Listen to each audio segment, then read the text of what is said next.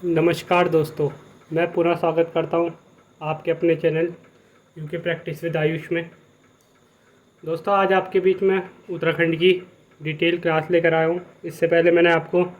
उत्तराखंड के इससे पहले मैं आपको उत्तराखंड की 2 क्लासेस दे चुका हूं, ठीक है, जिसमें मैंने आपको डिटेल में प्रतीक चिन्ह पढ़ाए हैं, ठीक है, उत्तराखंड के, जिसमें मैंने आपको उत्तराखंड के प्रतीक चिन्ह पढ़ाए हैं, ठीक है। अगर आपने वो वीडियो नहीं देखी तो जाके मेरे चैनल में देख सकते हैं। और उस हिंदी की भी डिटेल वीडियोस दी है और एक वीडियो हिस्ट्री की भी दी है। इन सब वीडियो के लिंक मैं आपको अपने डिस्क्रिप्शन में दे दूंगा, वहाँ से जाके आप चाहे तो डायरेक्ट देख सकते हैं, ठीक है। और आज आपके लिए जो वीडियो में है वो है, आज आपका जो नया टॉपिक शुरू होगा वो होगा आपका उत्तराखंड का इतिहास, ठीक है। याद रखिए, उत्तराखंड का इतिहास। देखिए, आज से आपका उत्तराखंड का इतिहास शुरू हो रहा है। इसमें मैं आपको डिटेल तरीके से उत्तराखंड के सारे इतिहास पढ़ाऊँगा, जैसे गढ़वाल के बारे में, टीडी राजवंश के बारे में, अंग्रेज़ों के आंदोलनकारी, सब डिटेल में वीडियो पढ़ाई जाएगी। मेरे साथ जुड़े रहिए, ठीक है, और मेरे चैनल को ज़्यादा से ज़्यादा सब्सक्राइब कीजिए। चलिए आगे बढ़ते हैं। आज देखिए, इतिहास को स्टार्ट करने से पहले ना आपको कुछ बातें, मतलब उत्तराखंड के इतिहास को स्टार्ट करने से पहले आपको कुछ बातें याद रखनी है। कुछ इम्पोर्टेंट पॉइंट्स हैं, ठीक, उन्हें याद रखना ज़रूरी है। चलिए देखिए, जैसे एक हो गया आपको पता होना चाहिए, जैसे आग की खोज। ये नॉर्मल, ये आप हम इंडियन हिस्ट्री में पढ़ेंगे, मैंने पढ़ा चुका हूँ वैसे इंडियन हिस्ट्री में सब कुछ। अगर आपने वो वीडियो नहीं देखी वो भी जाके आप देख सकते हैं। इंडियन हिस्ट्री शुरू कर रखी है मैंने, वो आप देख सकते हैं। जैसे हम आग की खोज और आदि मानव कैसे आए, आदि मानव को क्या कहा जाता है, कहाँ से आए, ये सब मैं आपको उसमें पढ़ा चुका हूँ, ठीक है। तब भी मैं आपको 2-4 पॉइंट इसमें बता देता हूँ, इम्पोर्टेंट जो है। तो क्वेश्चन जैसे आपसे पूछा जाता है कि आग की खोज, आपसे पूछा जाएगा आग की खोज किस मानव ने करी। बेसिकली कोई मानव नहीं है, मतलब ऐसी समूह को बोला गया, उस टाइम के मानवों को बोला गया है। तो आज आग की खोज तो किन मानवों के द्वारा की गई, ये करी गई आपकी जावा मानवों के द्वारा, ठीक है। ये जावा मानव जो होते थे प्राग ऐतिहासिक काल में थे, ठीक। एक पॉइंट ये जैसे याद रखना है, नॉर्मल ये बेसिक है, जब आपको पता ही होगा। बाकी तो जो पहली बार देख रहे हैं उनके लिए तो इम्पोर्टेंट है, जो इन सब चीज़ों को पढ़ चुका है उनके लिए रिवीजन ही है, ठीक। दूसरा पॉइंट हो गया, जैसे आधुनिक मानव को क्या कहा जाता था, ये पूछा जा सकता है। आधुनिक मानव, ठीक है, आधुनिक मानव। तो आधुनिक मानवों को क्या कहा जाता था, होमो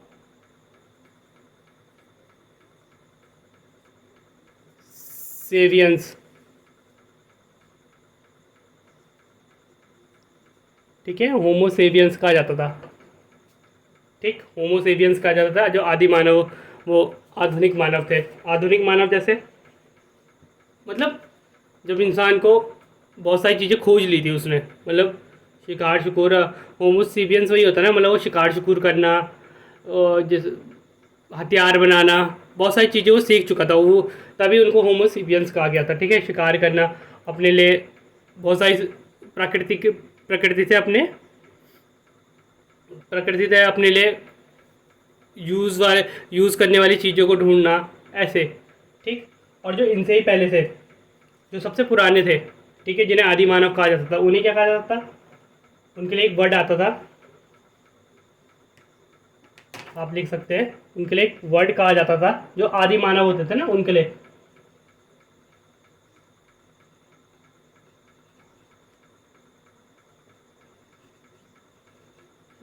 रामापी सिदिक्स, ठीक है, रामापी सिदिक्स मानव, जिन्हें आदि मानव कहा जाता था।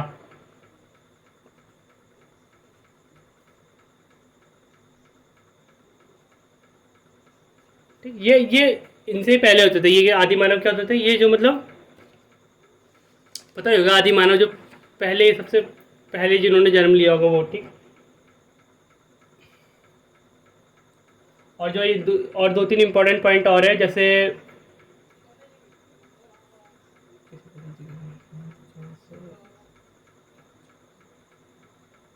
जैसे हम किसी वस्तु की उम्र निकालते हैं ना, किसी भी पुरानी वस्तु की, पुरानी वस्तु की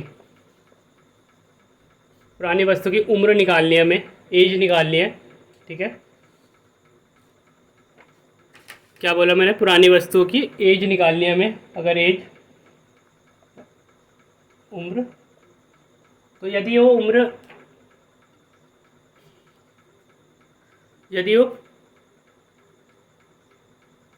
5,000, जैसे अभी यहाँ से आज से 5,000, वो आज से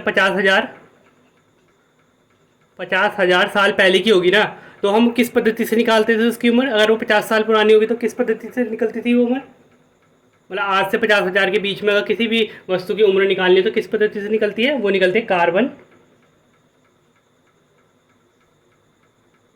डेटिंग पद्धति,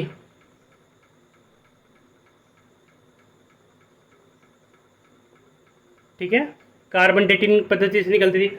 और यदि 50,000 साल पुरानी वस्तु, मतलब इससे भी पुरानी वस्तु निकलती थी, अगर इससे भी पुरानी वस्तु की एज निकालनी है, ठीक है, तो वो निकलती थी आपकी यहाँ से 50,000 से भी पहले की, ठीक है, 50,000 से पहले की,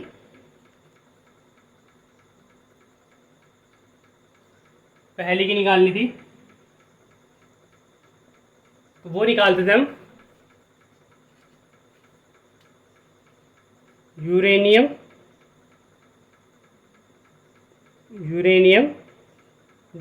डेटिंग पद्धति से, ठीक है, ये निकाली जाती थी। ठीक, कुछ इंपॉर्टेंट पॉइंट है बस यही थे। इतना क्लियर हो गया आपको? चलिए अब स्टार्ट करते हैं हम उत्तराखंड का इतिहास, ठीक है।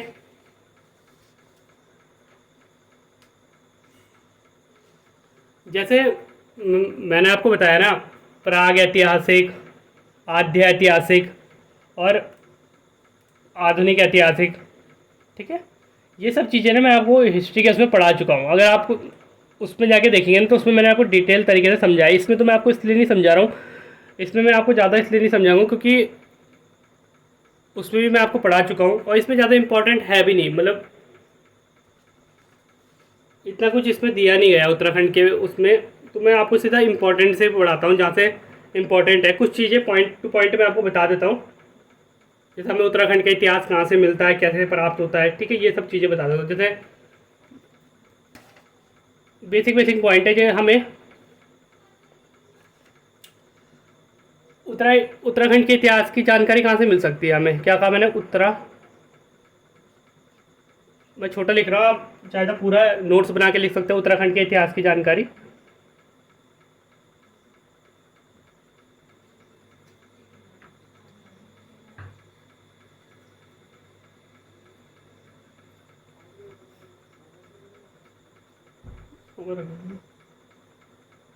जानने के स्रोत, ठीक है, उत्तराखंड के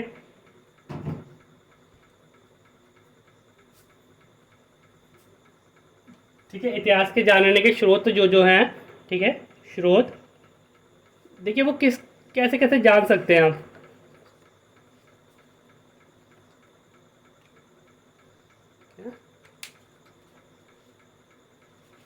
जानने के स्रोत कैसे कौन कौन से हो सकते हैं, ठीक है, आप उत्तराखंड के स्रोत कैसे जान सकते हैं, ठीक है, किन किन माध्यमों से जान सकते हैं आप। चाहे जान सकते हैं हम, जैसे प्राथमिक स्रोत होते हैं, ठीक, प्राथमिक स्रोत,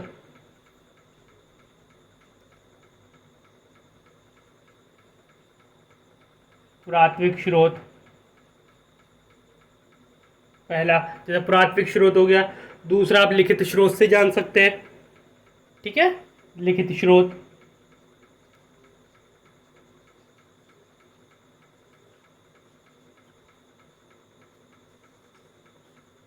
ठीक है। अब पुरातात्विक स्रोत में भी कैसे, पुरातात्विक स्रोत में भी किस माध्यम से जान सकते हैं, जैसे पत्थरों से। ठीक है, पत्थरों से बोले तो पत्थरों में आकृति होती है जैसे। ठीक है, मैं यहाँ पे लिख रहा हूँ कुछ पॉइंट, तो लिखना ना लिखना ज़रूरी नहीं है, बस आप समझ लीजिए। बस मैं एक समझाने के प्रोसेस से बता रहा हूँ कि आपको पता होना चाहिए कि मतलब कहाँ कहाँ किस किस माध्यमों से कैसे उत्तराखंड के स्रोत हमें प्राप्त हुए हैं। ठीक है, जैसे पत्थरों के उपकरण से,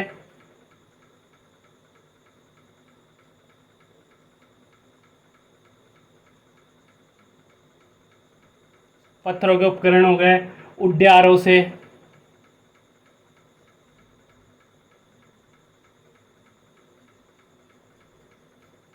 उड्यारों से, समाधानों से,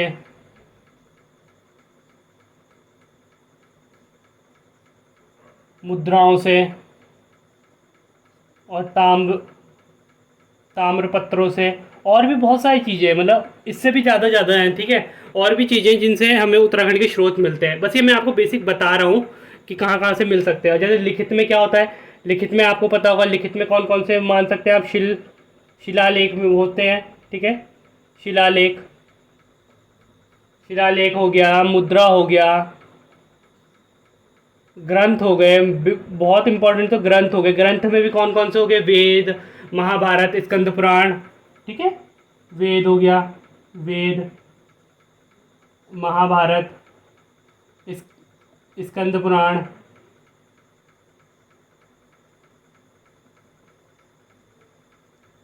जैसे और भी इम्पोर्टेंट ग्रंथ हो गए ना हमारे। ठीक है, इनमें भी मिलती है, जैसे बहुत सारी किताबें उनमें मिलती है।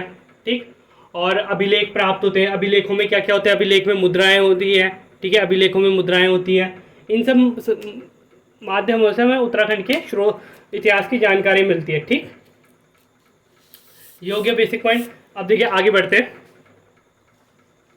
इसे नहीं लिखना है, मतलब इतना इंपॉर्टेंट नहीं है लिखने का, सिर्फ मैं आपको बता रहा हूँ कि कहाँ कहाँ हमें क्या क्या चीज़ें पढ़ने, जैसे उड्यार पढ़ने, समाधान पढ़ने, मुद्राएं पढ़े, ताम्रपत्र पढ़े, ये सब हमें पढ़ना है। हमें इन सब चीज़ों के बारे में जानकारी होनी चाहिए, कहाँ से कैसे कैसे उत्तराखंड के हमें इतिहास की पता चलती है। ठीक है, सिर्फ ये इंपॉर्टेंट एक तरीके से मैं आपको सिर्फ बता रहा हूँ। ठीक, अभी सब ये डिटेल में पढ़ेंगे हम इन सब चीज़ों के बारे में, क्या होता है, कैसे होता है, कहाँ से मिलती हैं, सारी चीज़ कहाँ से मिली हैं उत्तराखंड में, किसने खोजी है, ये सब चीज़ें पढ़ी जाएंगी। ठीक, चलिए आगे बढ़ते हैं। अब चाहे तो यहाँ से आप नोट्स भी बना सकते हैं। ठीक, सबसे पहले ना मैं बीच की जो ऐसी मतलब इंपॉर्टेंट नहीं है उन सबको छोड़ रहा हूँ, मैं आपको इंपॉर्टेंट बताता हूँ जहाँ से आपको लिखना शुरू करना है। यहाँ पे लिखना है आपको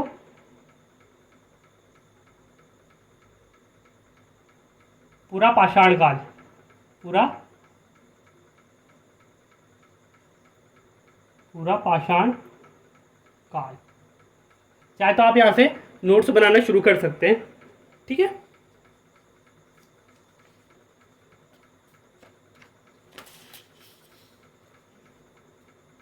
देखिए पूरा पाषाण काल हो गया। पूरा पाषाण काल में भी तीन होते हैं, आपको पता होगा। एक तो निम्न हो गया, निम्न, निम्न पूरा पाषाण काल। ठीक है, दूसरा हो गया आपका मध्य, मध्य पूरा पाषाण काल। और तीसरा हो गया आपका उच्च,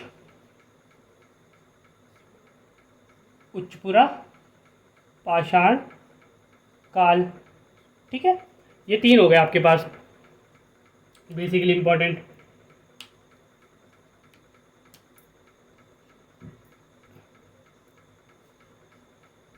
इनके भी अन्य नाम है, अन्य नाम जैसे इसे बोला जाता है कोर संस्कृति।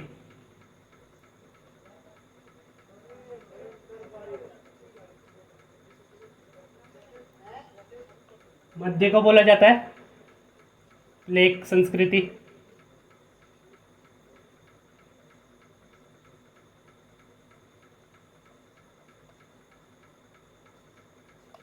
और अंतिम में ब्लेड संस्कृति। ठीक है, इनको इन नामों से भी जाना जाता है।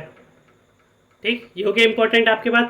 अब देखिए आगे लिखिए, आगे जो आपको आगे जो आपसे प्रश्न पूछे जाते हैं, देखिए मैं प्रश्नों के माध्यम से बता दूं क्योंकि याद रहते हैं ना, ज़्यादा पूछे जाते हैं। जैसे कोर संस्कृति, आपको मैंने पूछा कोर संस्कृति के उपकरणों को किसके द्वारा ढूंढा गया।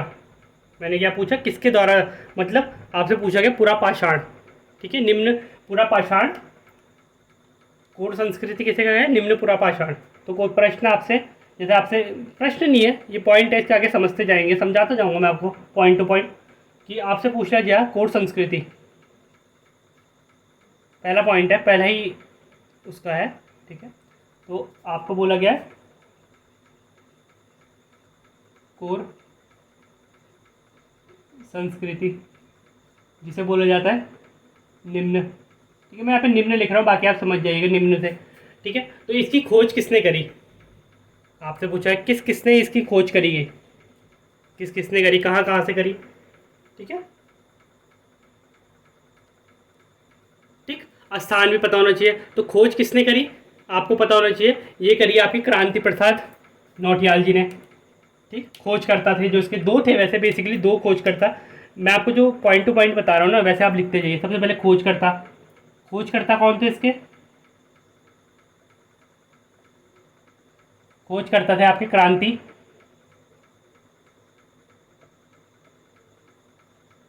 प्रसाद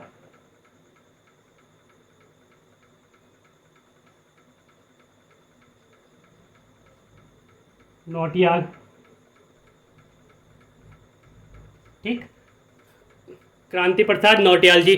दूसरे कौन थे आपके, दूसरे खोजकर्ता वो थे आपके यशोधर मटवाल जी, बहुत ही इंपॉर्टेंट नाम है। ठीक है, यशोधर मटवाल।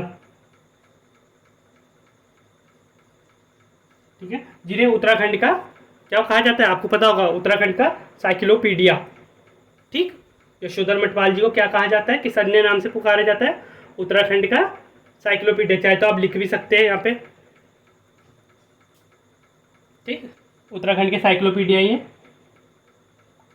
उत्तराखंड के साइक्लोपीडिया।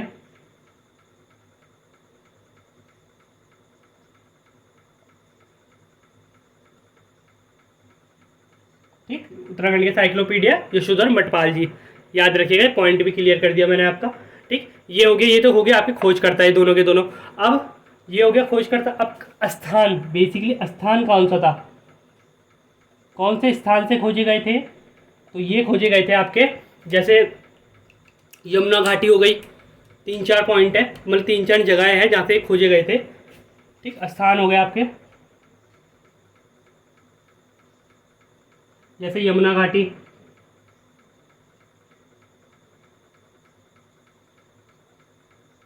यमुना घाटी बेसिन कहाँ हो गया, कालसी की साइड हो गया।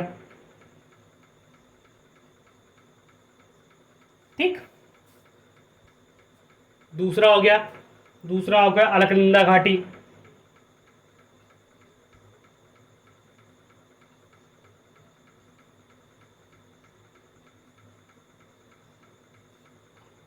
ठीक है, ये कहाँ हो गया, डांग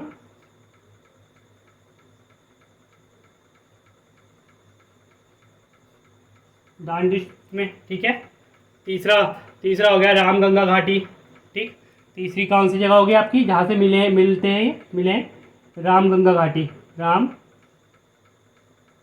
गंगा घाटी। ये किधर होगी, ये हो गया आपका अल्मोड़ा की साइड, अल्मोड़ा। ठीक है, ये हो गया आपका अल्मोड़ा की साइड। ठीक, इतना क्लियर हो गया आपको। और एक और जगह है, वो है आपकी खाटोनी नौला। क्या बोला मैंने आपको, एक और जगह है आपकी, वो है, माफ कीजिए, खूटानी नौला। ये कहाँ हो गया आपका, ये हो गया नैनीताल। ठीक, इतना क्लियर हो गया आपको, इतना आपने लिख दिया आपने, इतना इतना क्लियर हो गया। ये देखिए मैंने क्या बताया अभी आपको, पूरा पाषाण काल, जिसमें 3 होते हैं, निम्न मध्य उच्च। कोर, जिसे निम्न को बोलते हैं कोर, मध्य को बोलते हैं प्लेग, और उच्च को बोलते हैं ब्लेड।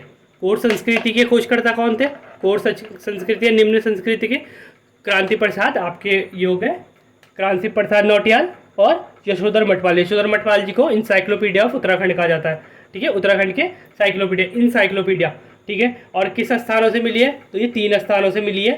कौन कौन से, गंगा घाटी से, अलकनंदा घाटी से, रामगंगा घाटी से और खुटीनी नौला से, ठीक। इतना क्लियर हो गया, ठीक। चलिए आगे बढ़ते हैं, मैं इसे रफ कर देता हूँ, ठीक है दोस्तों। और इतना हमने लिख दिया हो गया। आगे मैं आपको बताता हूँ आगे जैसे और क्या क्या इंपॉर्टेंट है। मध्यकाल, अब आपसे पूछे थे कि मध्य, ठीक है, मध्यकाल की खोज किसने करी, मध्य, मध्य बोल सकते हैं या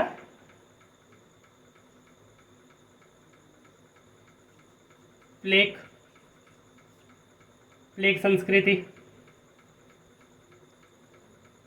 ठीक है, प्लेग संस्कृति, इसकी खोज किसने करी, इसकी खोज भी आपकी ना, बेसिकली इसकी खोज भी आपकी करी है आपकी क्रांति प्रसाद नौटियाल जी ने।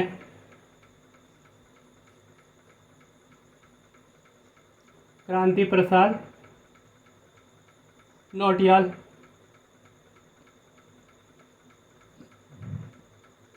ठीक है, क्रांति प्रसाद नौटियाल जी ने करी है। और कहाँ से करी है, ये करी है आपकी अलकनंदा घाटी से, अलकनंदा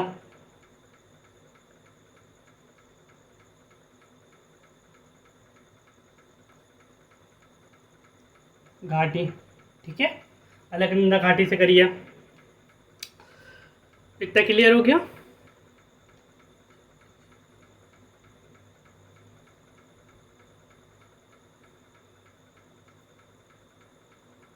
ठीक है, ये आपको क्लियर हो गया, ठीक। ये कुछ इम्पोर्टेंट चीज़ें हैं, ठीक है। और जैसे कहीं और जगह से इतिहास के बारे में पता चले, जैसे उत्तराखंड के और कहाँ कहाँ से पता चलता है, जैसे आपने सुना होगा महापाषाणिक काल के ताबूत मिलते हैं, ठीक है। क्या बोला मैंने, महापाषाणिक ताबूतों की खोज, तो जो ताबूत थे ना उनकी खोज किसने करी, आपका फेमस नाम है, आपको पता होगा, विलियम्स हैनवुड ने, विलियम्स जोरी हैनवुड कहा जाता है जिन्हें, ठीक। तो जैसे समाधानों की खोज, एक और इम्पोर्टेंट पॉइंट मैं भी आपको सिर्फ बेसिकली समझा रहा हूँ इम्पोर्टेंट पॉइंट क्या क्या कैसे कैसे होता है। डिटेल तो आपको मैं तब पढ़ाऊँगा जब मैं इनके बारे में, इनके ना डिटेल में समझाऊँगा कि कहाँ से कैसे, किसने, हैनवुड कौन था, कहाँ से आया, ये सब चीज़ें जब क्लियर करूँगा, ठीक है, कब आया, क्यों आया, किस लिए आया, कहाँ से आया, सब चीज़ें। तो अभी मैं सिर्फ इम्पोर्टेंट, आज पहली क्लास है उत्तराखंड के इतिहास की, तो आज मैं आपको सिर्फ डिटेल में पढ़ा रहा हूँ, पर इम्पोर्टेंट पॉइंट क्लियर कर रहा हूँ, जिससे आगे आपको पता चले कैसे क्लासेस दूंगा मैं आपको, ठीक है। जैसे आपको पता होगा बग्वाल मेला,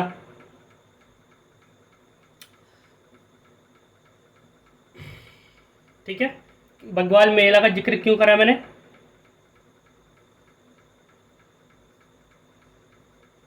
क्योंकि आपको पता होना चाहिए बग्वाल मेला कहाँ लगता है। ये लगता है आपका देवी धुरा चंपावत,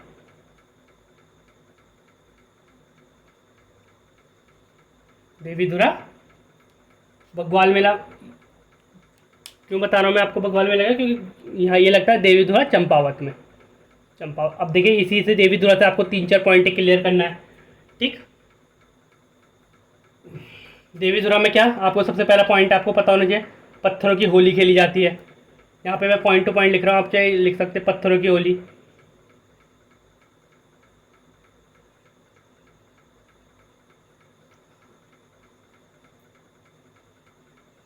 पत्थरों की होली, पत्थरों की होली आपकी देवी धुरा में खेली जाती है, ठीक। देवी धुरा में से और क्या इंपॉर्टेंट चीज़ है, ये तो पत्थरों की होली हुई गई, तो आपको पता ही है। एक और इम्पोर्टेंट पॉइंट है, वो पॉइंट है यहाँ से हमें महापाषाणिक काल के समाधान मिले, महापाषाणिक काल के, ठीक है। क्या बोला मैंने, याद रखिए,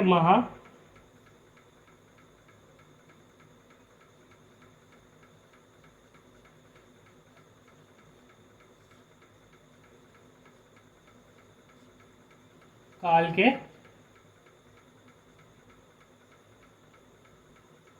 समाधान, ठीक है। महापाषाणी काल के समाधान कहाँ से मिले?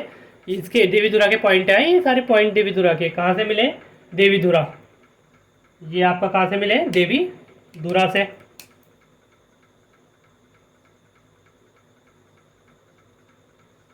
ठीक है। खोजकर्ता सबसे इंपॉर्टेंट, खोजकर्ता कौन था? आपको समाधान पता है? समाधान किसे कहा जाता है? समाधान ना बेसिकली ओखली को कहा जाता है। क्या किसे कहा जाता है? ओखली टाइप के। देखा होगा आपने ऐसे, मतलब ओखली नहीं, पत्थरों की ओखली देखी है आपने गांव में? मतलब जैसे जैसे पत्थरों में कैसे ऐसे करके, ये जैसे पत्थर हो गया तो इस पत्थर के बीच में एक छेद सा होता था, ठीक है। जैसे शादियों में नहीं करते वो ओखली पीसते, चावल पीसते अरसे उरसे बनाने के लिए ओखली में, तो वैसी ऐसी ओखली, इन्हें कहा जाता है समाधानों को ओखली कहा जाता है, ठीक है। क्वेश्चन आपसे पूछा जा सकता है कि समाधानों को क्या कहा जाता है, आपसे पूछा जा सकता है, ठीक है। तो ऑप्शन में कुछ भी पूछ सकता है, लकड़ी का या सामान रखने का साधन, सामान रखने की कोई चीज़ थी, या वस्त्रों को रखने के लिए थी, या ओखली थी, ठीक है। तो ये क्या है? हमारी ओखली। ओखली को बोला जाता था आपका समाधान, ठीक है। इतना क्लियर हो गया आपका, ठीक है। खोज किसने करी? मैंने अभी बताया आपको, खोज करता।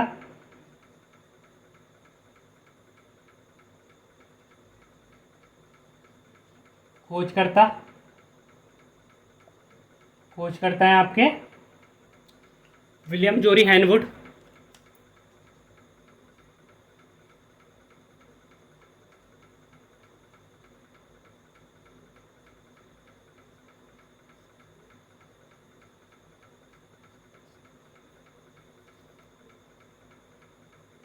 ठीक है, विलियम जोरी हैनवुड आपके शोध करता है,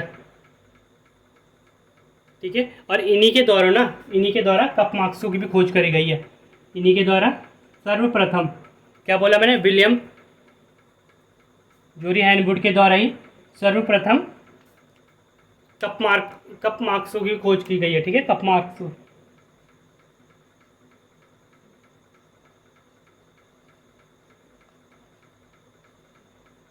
कपमाक्सों की खोज किसके द्वारा की है? विलियम हैनवुड के द्वारा। और कब खोजे गए कपमार्क्स? कब खोजे गए आपके? ये खोजे गए आपके, याद रखिएगा, 1856 में। कब खोजे गए? 1856 में। और कहाँ से खोजे गए? ये भी आपके देवीधुरा,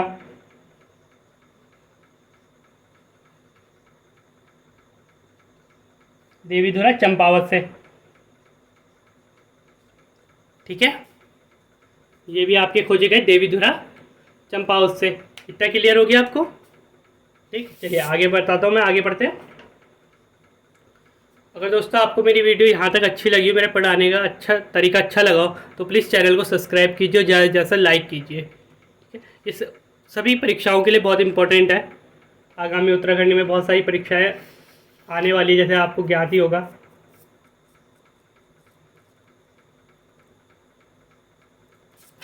ठीक है, इतना क्लियर हो गया? तो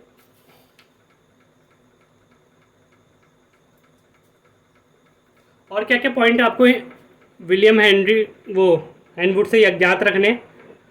एक और पॉइंट आपको चाहे तो आप ज्ञात रख सकते हैं कि उत्तराखंड में पुरातात्विक का जन्मदाता किसे बोला जाता है? Father of archaeology of Uttarakhand. क्या बोला मैंने? Father of archaeology of Uttarakhand, ठीक है। मैं यहाँ पे इसे लिखता हूँ, ये पॉइंट यहाँ पे तो आप समझ जाएंगे, ठीक है दोस्तों। जो आपको एक और पॉइंट याद रखना है इसमें से, कि मैंने आपको बताया father of archaeology of Uttarakhand. क्या बोला मैंने आपको? मैं यहाँ पे लिखता हूँ,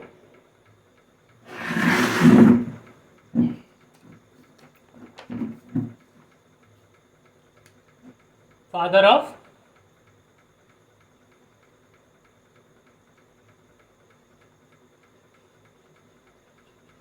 फादर ऑफ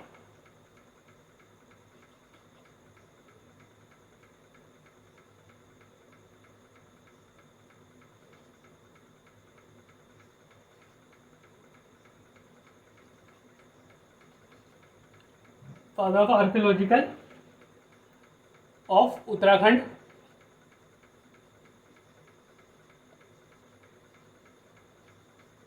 उत्तराखंड। ठीक है, हिंदी में भी लिख देता हूँ, उत्तराखंड के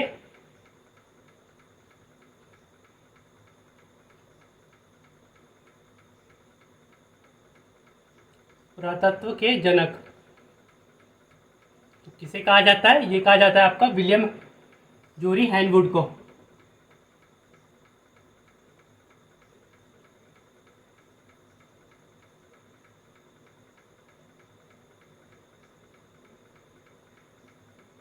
ठीक है, विलियम जोरी हैनवुड को कहा जाता है। और अगर आपका भारत में पूछा जाए ना, भारत में पुरातत्व का जनक कौन है, पता है आपको? भारत में क्या बोला मैंने? भारत में पुरातत्व का जनक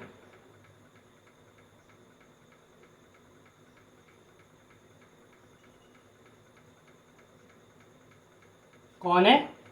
वो है आपकी कनिंगम। याद रखिएगा, कनिंगम। ठीक है, कनिंगम।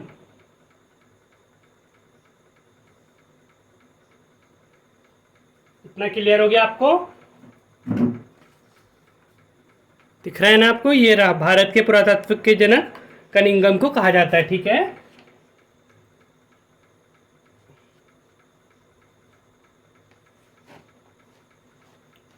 ठीक, इतना लिख दिया आपने। मैं इसे रफ कर देता हूँ, आगे बढ़ते हैं। ठीक है दोस्तों, आगे बढ़ते हैं। देखिए, आगे जो पॉइंट है कि उत्तराखंड में ना कितने कितने पुरातात्विक स्थलों की खोज की गई है अभी तक? कितने? उत्तराखंड में पुरातात्विक स्थलों की खोज की गई है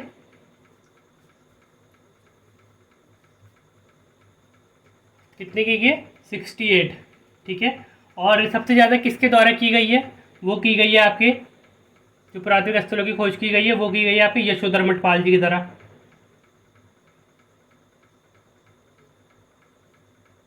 मठपाल, यशोधर मठपाल जी के द्वारा। अगर देखिए, इसमें जो क्वेश्चन पूछा जाता है ना यशोधर मठपाल जी से, वो पूछा जाता है आपको कि यह किस क्षेत्र में कार्य करता थे, मतलब किस क्षेत्र से संबंधित थे। तो आपको पता होना चाहिए रॉक पिक्चर से संबंधित है। किससे? रॉक पिक्चर, जिसे कहा जाता है शैल चित्र। ठीक है, पहले लिख देता हूँ यहाँ पे रॉक पिक्चर।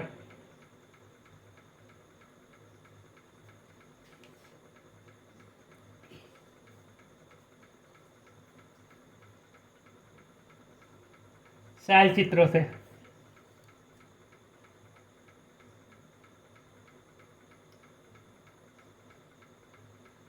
ठीक है, इतना क्लियर हो गया?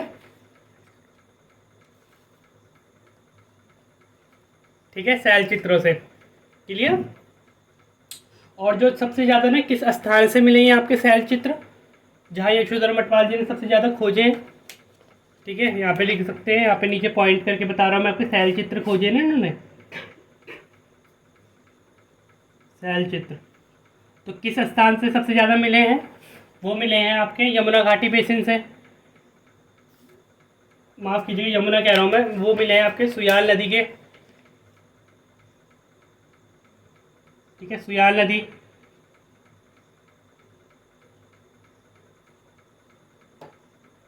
सुयाल नदी से, ठीक है, जिसको हम अन्य नाम जो है इसका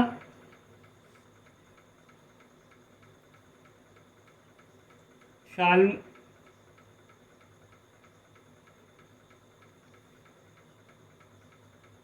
शालमनी नदी भी कहा कहते हैं। ठीक है, इसका अन्य नाम है सुयाल नदी का। ठीक है, ये तो हो गया आपके उत्तराखंड से, ये मिलती है आपके उत्तराखंड से सबसे ज़्यादा शैल चित्र मिलते हैं जो मिले हैं।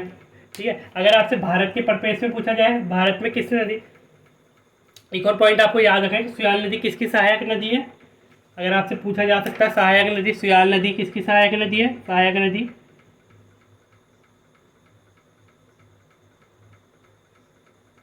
किसकी सहायक नदी है? कोसी नदी की। ठीक है, कोसी नदी,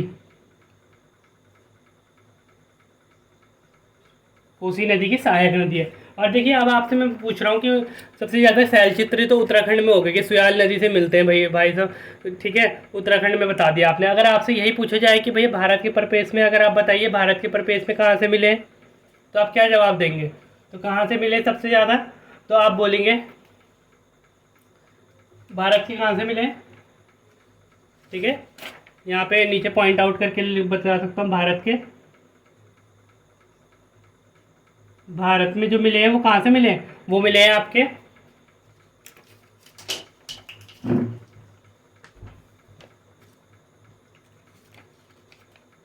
बेलन नदी घाटी से, ठीक है। क्या बोला मैंने आपको? बेलन, बेलन बेलन है वो, बेलन नदी घाटी। कहाँ आएंगे बेलन नदी घाटी? कहाँ है? उत्तर प्रदेश में, ठीक है। इतना याद रखिएगा। कहाँ है?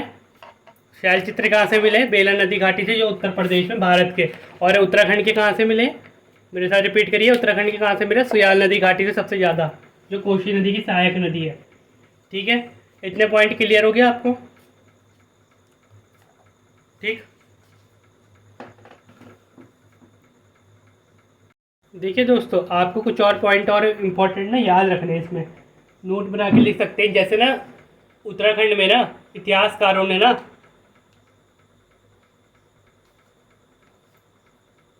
जो उपकरण प्राप्त हुए ना उत्तराखंड में, उपकरण, ठीक है, मिले हैं, जो खोज में मिले हैं। जैसे उपकरण क्या क्या मिले हैं आपके?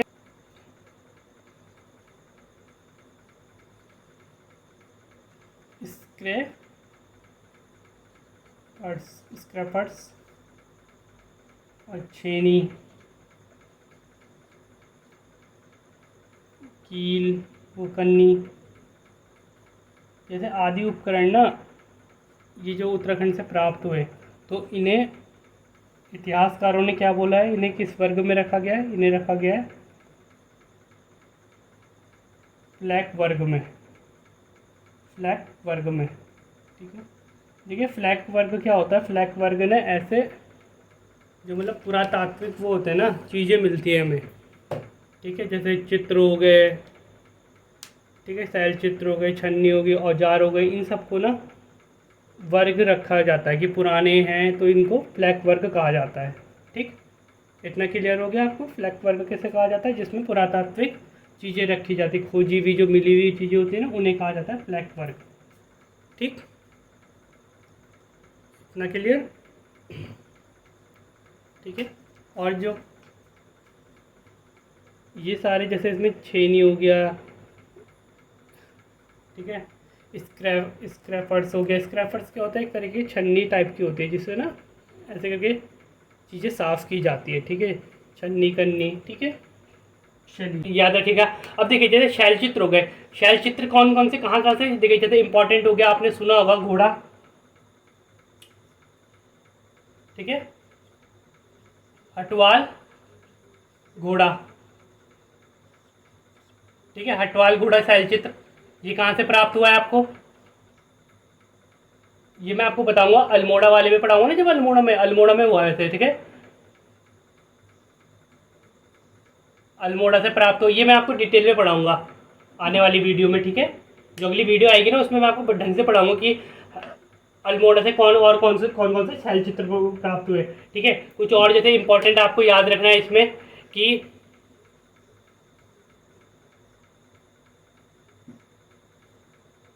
उत्तराखंड में छूरिक संस्कृति का छूरिक संस्कृति का शहर किसे कहा जाता है? नगर किसे कहा जाता है उत्तराखंड में? ठीक है, उत्तराखंड में छूरिक छूरिक छूरिक संस्कृति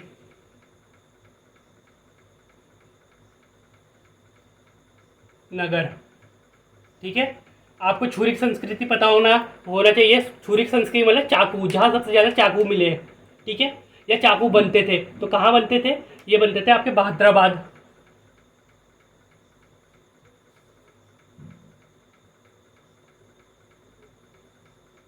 बहादुराबाद। बहादुराबाद कहाँ हो गया आपका? ये हो गया आपका हरिद्वार की साइड, ठीक है। हरिद्वार में हो गया आपका बहादुराबाद, याद रखिएगा क्षुरिक संस्कृति कहा जाता था। ठीक। और जो बहादुराबाद से 2-3 पॉइंट और याद रखने, यहाँ से ना, यहीं से, इसी जगह से, बहादुराबाद से हमारे, हमको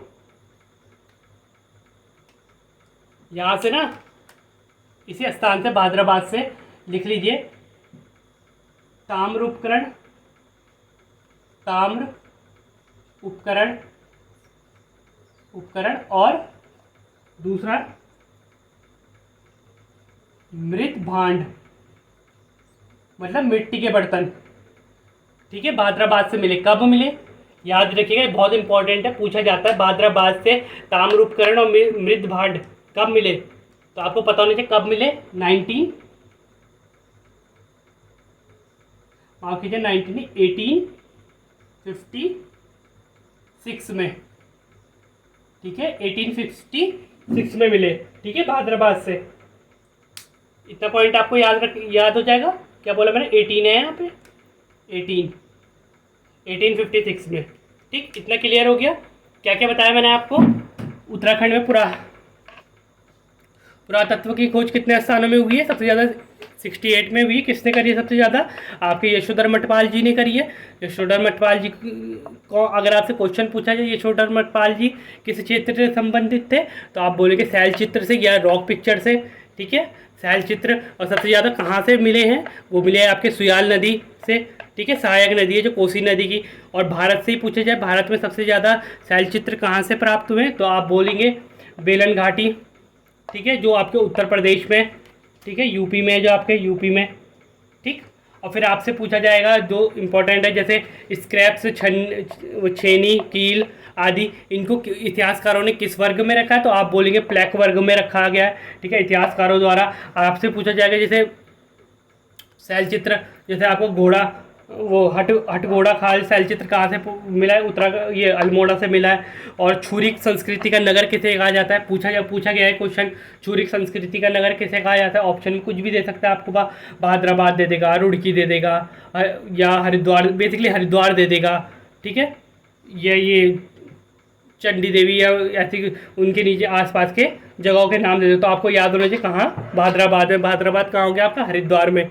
ठीक है, और बहादुराबाद से याद 2-3 पॉइंट और रखना है कि 1856 में, दिख रहा है ना आपको, 1856 में यहाँ से ताम्र उपकरण और मातृ भांडे प्राप्त हुए।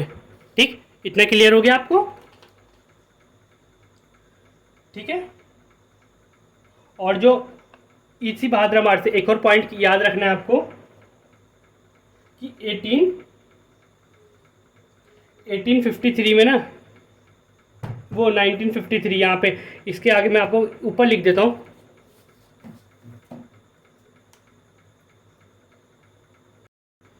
चलिए आगे बढ़ते हैं,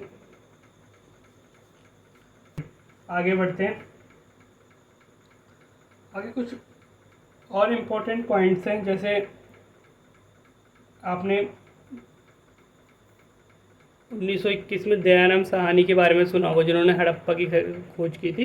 तो वो भी उत्तराखंड आए थे, उन्होंने मंदिरों के, यहाँ मंदिरों की खोज की थी, यहाँ पे मंदिरों की ना, मतलब उनके बारे में जांच की थी कि यहाँ के उत्तराखंड के मंदिर कैसे हैं।